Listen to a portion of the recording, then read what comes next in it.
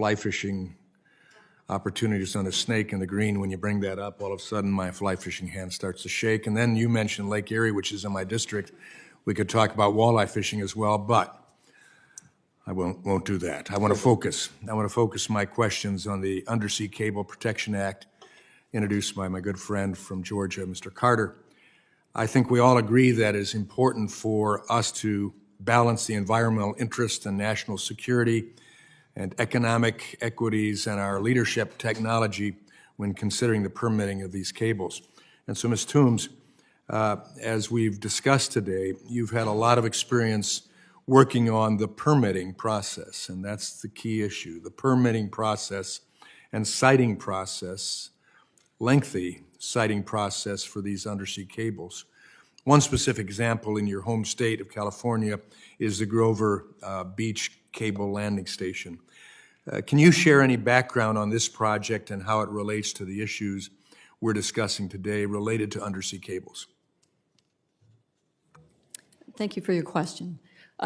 Yes, at the Grover Beach Landing, I've actually permitted 4 cables, 3 in 2000, this was an earlier stage, and then 1 last year, again, all at Grover Beach. And I believe your question was just what's entailed in that, or what's been your experience? Yeah.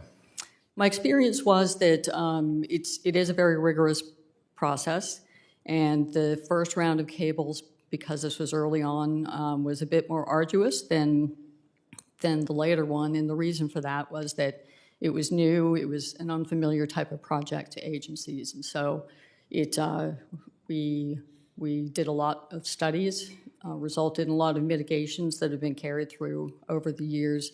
And I would say the experience more currently or more recently has been that industry has learned a lot over that time. The agencies have learned a lot over that time. And so now it's become a more predictable process.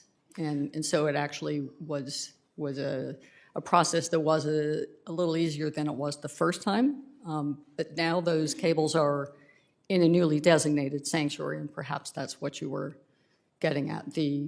So they were permitted before the sanctuary was designated. Yeah, and I guess in these studies, have you seen any indication of subsea cables being harmful to the environment, to the way they are established? No. I have permitted cables, many in the United States, globally, and we take a lot of care to put them in places that will not harm the environment, and there's a lot of monitoring and rigorous oversight. And we have not found, despite many follow-up surveys, many follow-up studies, that submarine cables have caused any harm to the environment. Okay. Who at NOAA or otherwise in the permitting process is ensuring the national security and economic interests and the technology needs are also considered when permitting cables? Who at NOAA does this? Pardon me? Who at NOAA does this? In my interactions with NOAA for permitting, that's really not part of the permitting process to consider those factors. We really focus on environmental protection and the environment.